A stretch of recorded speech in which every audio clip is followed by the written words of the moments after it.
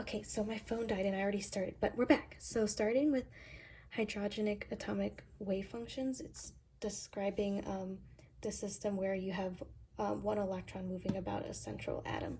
So it's consisting of two components, the angular component, which describes the electron moving about its central atom at constant radii, and that plays into spherical harmonics. And the radial component is describing the motion of the electron at varying radii, and it's described in terms of its potential energy as a function of its radius. So we can see that when there is no angular momentum, we can see that the force is attractive. And then we can see that when there is angular momentum in play, at small radii, the force is repulsive, and at a certain radius, it turns around and becomes attractive. So when we look at how these wave functions combine to form atomic orbitals, we're referring to multiple electron systems. So we can see that there are two electrons with this atom here. So we can describe the atomic orbital with the orbital approximation, which says that each electron occupies its own orbital, and we can find the total wave function of it by describing it as a superposition of orbits. So this is saying that the wave function is consisting of electron 1 in state A, like that, with electron 2 in state B, plus or minus electron 1 in state B with electron 2 in state A. So this also plays into the Pauli exclusion principle, where it says that no two electrons can have the same quantum numbers. So that's why you see that the different electrons are in different states at different times. And this also plays into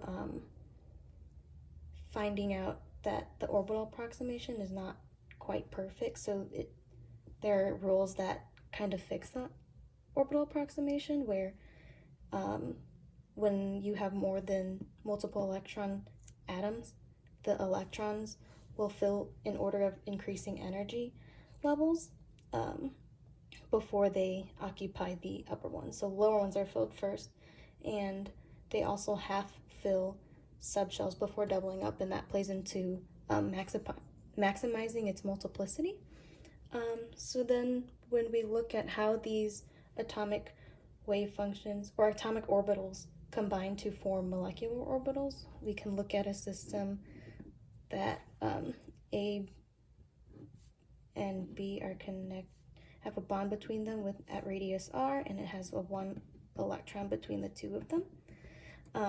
So then we look at this system and we can say that the overall wave function is a linear combination of atomic orbitals, and that when there's a bond that's formed between them, that is means that there is shared electron density. So when we look at this, there can be bonding orbitals and anti-bonding orbitals.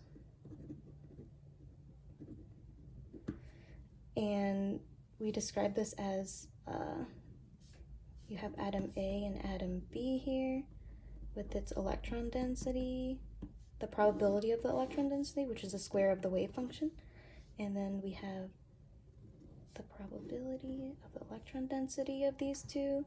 And then we can see that when these atoms come closer together, you get this constructive interference here, which that means there's shared electron density here, and that is what makes a bond form between them. And this is also meaning that this is more stable than the atoms being apart. So it's actually lower in energy. So if we look at this atom A and atom B, we can see that this forms a lower energy level. And then when we look at anti-bonding orbital, we can say that there is destructive interference between the two atoms. and then in which this region in the middle here has no electron density there, so then this is actually higher in energy than the two atoms being separated. So it would be here.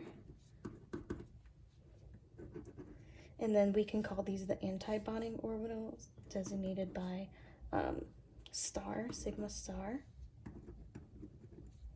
And it's a sigma bond because when you rotate it about this axis, there's it's symmetric.